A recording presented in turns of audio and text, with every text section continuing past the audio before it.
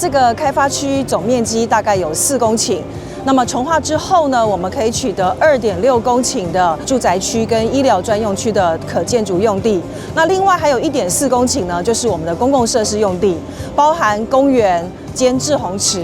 广场、停车场，还有道路用地。这个工区在开发前，它原本都是杂木，还有荒废的土地，还有奇美医院既有的一个停车场。那土地呈现一个低度利用。那么在我们经过市地重划的一个工程的整治之后呢，我们解决了地下废弃物的问题。那同时呢，在重划的施工期间，也确保医院的停车需求不能中断。那另外呢，为了避免打扰医院病患的休息，我们也跟奇美医院密切的合作，协调工序，把这个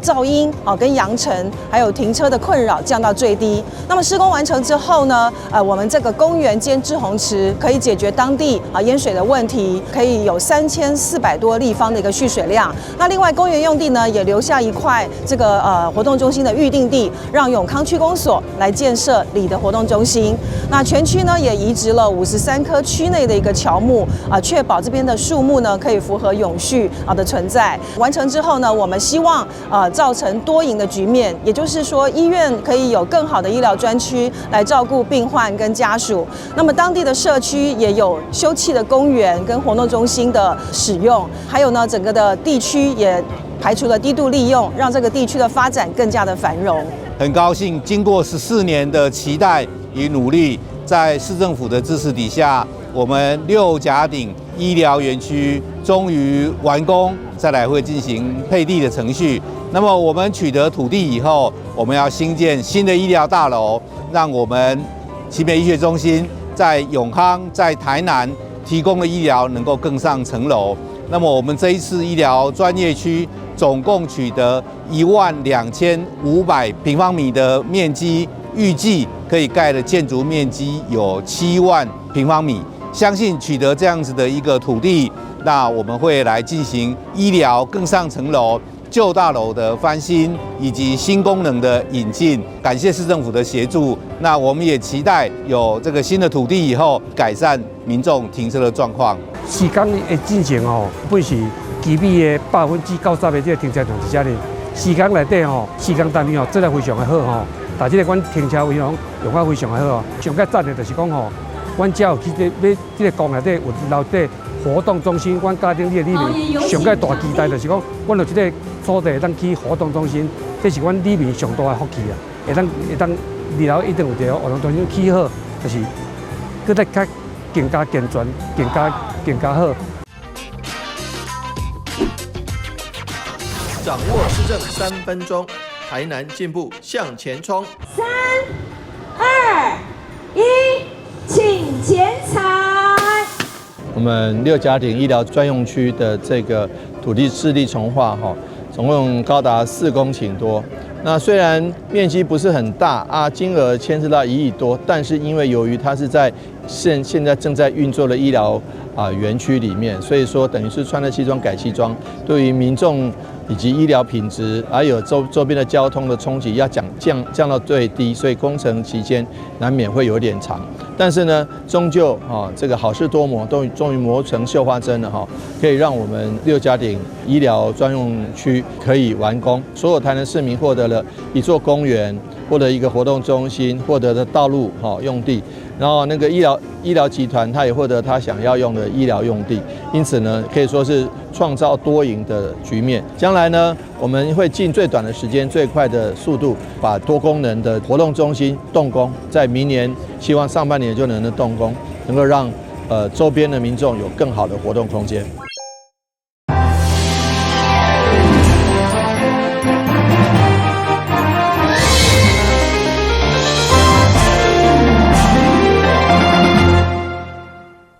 你好，我是阮家，欢迎收看4月8号的中嘉台南电新闻。面对淡水期的挑战，虽然清明假期拄到上强的春雨，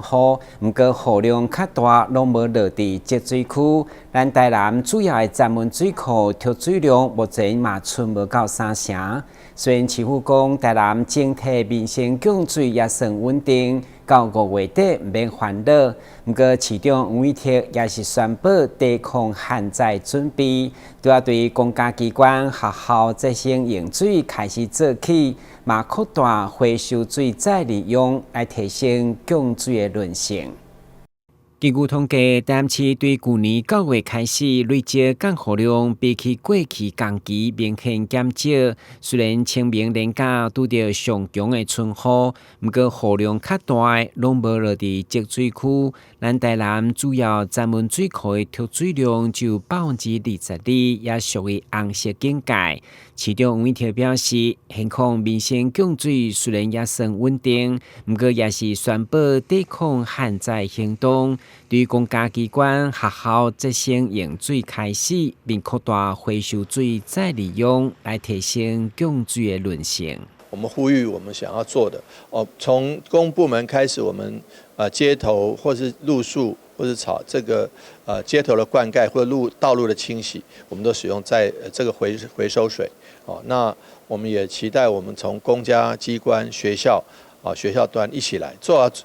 一方面要这个做好我们清洁工作，一方面也要做好这个节水的工作。那我们这个节水节油那也一起来做，希望能够度过这个比较困难的时刻。面对水情不是拢无落雨，就是落加饮水的挑战，市府除了推动水源多元开发，全面提升水资源的使用效率，嘛是爱呼吁民众响应再生用水，共同守护珍贵的水资源。台南新闻管制采访报道。运河是台南宝贵的资产，支撑着人民日常生活的记忆。为了迎接运河100年，市府将伫5月1号连假举办户外音乐节，2天活动将伫环河街登场。市府特别召开记者会来宣传，并公布音乐会演出艺人，包括本土天团911、超人气乐团理想混蛋，甲金曲最佳女歌手李祖新等超过10组以上的知名艺人轮流演出。今年拄好是台南运河通航满100周年，台南市政府特别打造一系列的活动，要互老中青世代拢会用伫运河边找到属于家己的情感连结，对日前的运河光环境的营造、市集。5月1号连假，将要搁伫环河街来举办户外音乐节活动。市府配合下午特别召开活动宣传记者会，并且公布2天的演出阵容。运河100年系列活动就要展开了。其实，人生很难碰到这个运河100年，一生大概只有一次吧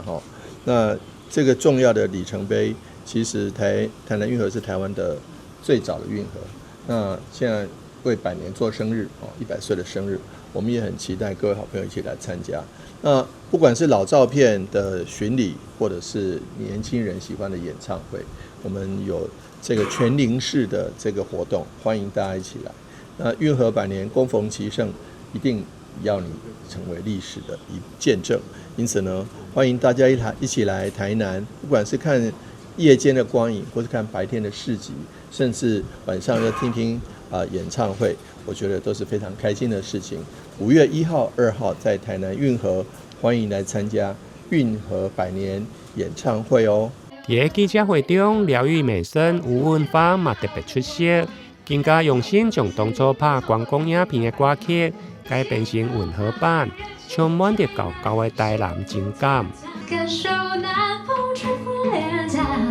天晴朗，在水岸，哎呀，白棉袄和我们一起享受浪漫，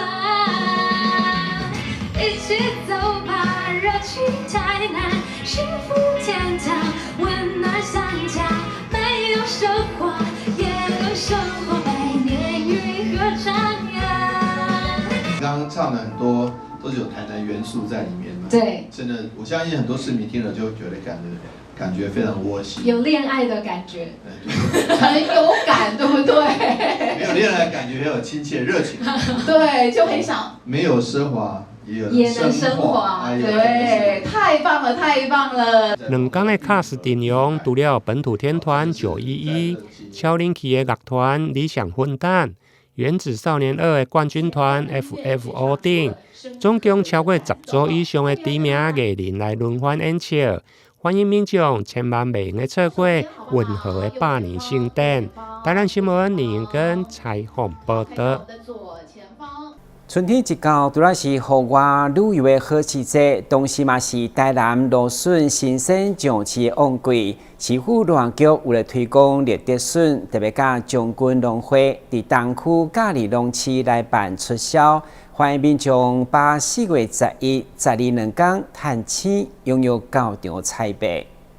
台南是全台芦笋第2大产区，主要集中伫西港、将军甲安定。种植的面积大约有157公顷，一冬的产量有800多吨。今年市府农业局特别甲将军区农会来合作，将要伫4月11、12两天，伫东区的嘉义农区举办青芦笋推广的活动。绿芦笋的，因为营养丰富，那也因为口感清脆，然后烹调很容易，所以一直以来都深受消费者的喜爱。那今天我们有特别邀请了将军农会来介绍它的绿芦笋的一个产品的部分，但也另外就是呼吁大家在4月11跟4月12，在东区的农夫市集里面，我们将军农会这边有办一个绿芦笋的一个推广活动，那欢迎大家来参与。芦笋哦。一寡消费者拢较袂晓时吼，拢较袂晓时，阮的活动嘛有讲吼一寡下皮的手的活动啦吼，啊，直接嘛人甲阮介绍阮的芦笋吼，伊的大概分级啦吼，大概像安尼芦笋也袂晓时的，大概阮就是讲吼这种的芦笋都免时吼，这就是互阮特别为迄袂晓时的消费者吼来用的产品吼，这种的就是你买就切了，就拢免时啊，啊过来之后。哦，这就是较大支的，较大支的芦笋吼，因为伊是看伊的雌性，来你作为分级，这是较大支啊，来这较中班哦。啊，毋过不管是大支，不管是中班，不管是细支啊，伊是拢是东港咸菜上介新鲜、上介好食的芦笋。每年的3月到6月是青芦笋生产的季节，为了维持稳定的生产规模。伫个农民有心的栽培，品质会讲青脆清甜。东港的活动除了青芦笋的推广，另外还佫结合亲子的体验，甲着食农的教育，要互民众伫个动手做的过程中，认识食材的来源。台南新闻林英根采访报道。已经迈入第17届2026台港文化季，已经成为在地上有代表性的文化品牌。今年文化局将对4月11号大街游行加开序幕，接续嘛有砖头看戏的行动剧场加红仔戏双双开演。参与者对5岁到75岁拢有，透过台港人讲台港的故事，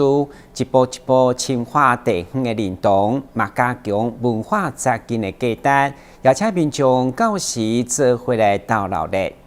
由无独有偶剧团改编台南作家杨富民的作品《合境平安》所发展的红仔戏。除了以查甫囡仔找找阿嬷的旅程来串联砖头人物加记忆，难得是在场演员同款邀请在地居民、学生加社区之间来共同投入，用台港人讲台港故事，将在地文化搬上舞台，相当精彩有人情味。融入了很多庙会的庆典，还有日常生活的点点滴滴。那我们希望呢，可以创造一出非常非常贴近大家生活的一出戏。所以里面会看到我们有一些，比如说来自剑师啦、金狮阵啊、阵头等等的这些美术元素。大家看到的偶呢，都是制偶班亲手来制作啊，非常的不容易。然后超偶班其实也有年龄最大，有很多阿嬷们哦。然后也有很多的妈妈们，好，他们在礼拜2呢，小朋友上整天的时候赶过来排戏，然后3点半再赶去接小孩，但他们的汗水呢，非常的那个投入啊，很认真啊，非常希望大家来给他们鼓励。今年已经迈入第17届台港文化季，除了4月11、12的砖头看戏成为一大焦点。11號下晡3點，邁對海尾中江出發，一路遊行到台港文化中心。沿途結合大型戲紅仔甲隊伍，行出一場屬於台港內海的鬧熱遊行，邀請大家到時做伙入磚頭來感受珍貴的台港文化。台江已經不再只是一個地方的名稱而已，它可能是一種文化的形態，它也可能是一種生活的樣貌。那透過了各種不同的祭典活動，那或許呢，我們更想要去傳達的呢，是各種的文化，它其實不僅只是可以被看到，可以被體驗，它更是一種可以一起參與的一個行動。內海派對，莊頭看戲。大家做回來。台南新聞軍籍採訪報道。旅遊景點、私房秘境攏底家，特色美食樂利哉，生活時事搶先報。中嘉新聞週報，深耕在地，放眼全國。掌握最新地方資訊，每週6下午1點就在高雄都會台。大台南凌霄寶殿武隆宮8號舉行記者會，吳國總統賴清德將在4月10號下午1點半親自到場甲匾，匾仔題字是保境育民，向前成為保庇地方、保庇百姓安居樂業。永康凌霄寶殿武隆宮繼前總統馬英九在民國102年甲匾了後，今年再由現任總統賴清德致敬保境育民的匾仔，展現國家領導人對着地方信仰文化的重視，也彰顯台南清教宗教底蘊。4月70下午2點啊，咱的賴總統親臨來咱面坐一塊迄個九龍的新匾以示這個保境育民啊，顧名思義，就是咱龍大天尊啊，咱玄武上帝啊，會當人保衛咱的國土，庇佑所有的子民、所有的百姓，所以這個咱這邊儀式有算這個教場啊。幾千個人即同一時間這邊了後，咱廟方會贈送這個人講相當的榮幸會當邀請總統來所以咱廟方有準備，咱玉皇大天尊玄武上帝所加持的馬到成功的紀念金幣每一位信徒來參加的人，攏會當人摕到伊名安尼。主委王大明強調，這次甲匾保境育民，不僅代表生命庇佑，更承載着台南歷經災難後持續向前的韌性甲希望。未來也將持續結合宗教文化、社區公益關懷，打造更加安定祥和的生活環境。台南新聞張偉忠採訪報道。今年1月，台北市長蔣萬安宣布各中小營養午餐免費以後，引起其他縣市攏對咧實施。不過，台北市長強調，包括補助的標準應是6度上懸。未來每禮拜學生會當食了一擺完整的肉排、魚排甲無骨的雞腿排，甚至2禮拜也當食到小港仔等本土新鮮的魚產。加上要建立食材來源身份，確保學生食得安全和健康。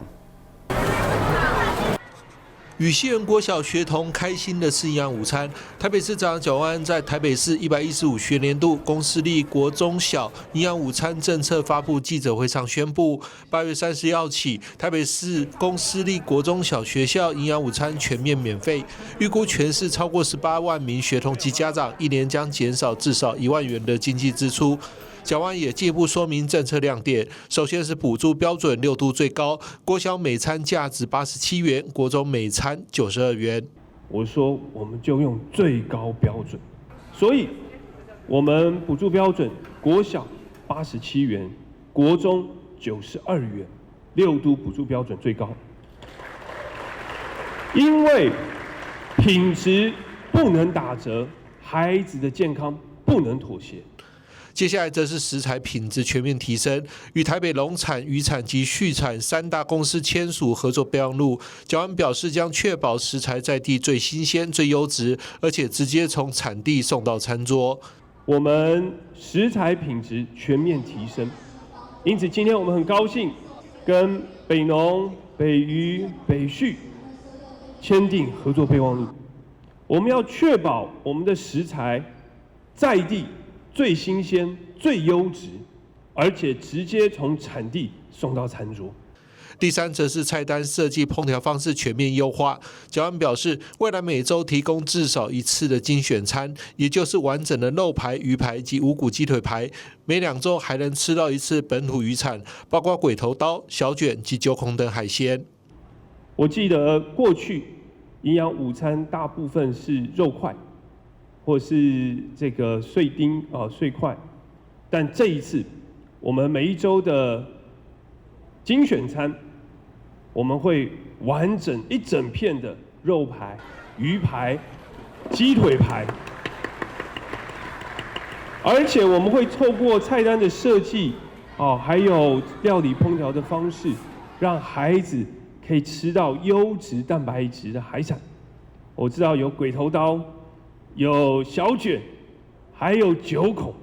我们让菜色多样丰富，吃得饱、吃得好，也更美味。最后则是成立营养、食安教育推动专案办公室，透过优化升级的食材履历机制，将食材即刻登录，让家长随时掌握孩子菜单内容，同时增聘营养师，提升营养午餐品质。安全绝对是我们最优先考虑，所以我们这一次特别成立了营养食安教育推动专案办公室。我们透过更优化升级的食材履历机制，即刻的将食材登录到系统，让家长爸爸妈妈随时掌握孩子菜单的内容以及食材的来源。另外，我们也增聘了营养师，我们除了符合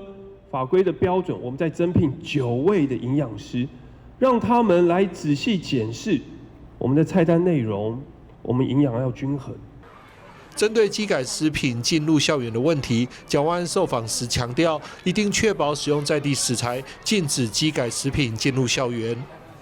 我们一定是确保用国产在地的食材，禁止基改食材进入校园。蒋万安表示，台北市不只提供免费的营养午餐，更要全面性的提升整体食材安全性，同时兼顾营养均衡，减轻育儿家庭负担，也守护下一代健康长大。记者张启腾台北报道。基隆市日前正式宣布启动高龄长辈补助专案，市长谢国良强调，市府伫完整评估财源、财政负担甲预算的结果以后，决定大幅度增加对长辈福利待遇，以落实照顾长辈义不容辞的施政理念。画面上是基隆市长谢国良召开记者会，包括副市长邱佩玲、社会处长杨玉兴、纵发处处长陈伟、民政处长吕庆伟、主计处长林玉敏、财政处长谢妙莲、政风处长李国正共同对外正式宣布，今年将推出长乐65专案来照顾长辈。只要涉及基隆市满3年、65岁以上的长辈及55岁以上的原住民，中秋节前可以领到6500元的敬老礼金。明年116年则规划延续在3节发放敬老礼金，提高为每节6500元。这段时间大家都在讨论敬老金的议题，国良只想说，照顾长辈义不容辞。今天市府经过完整评估，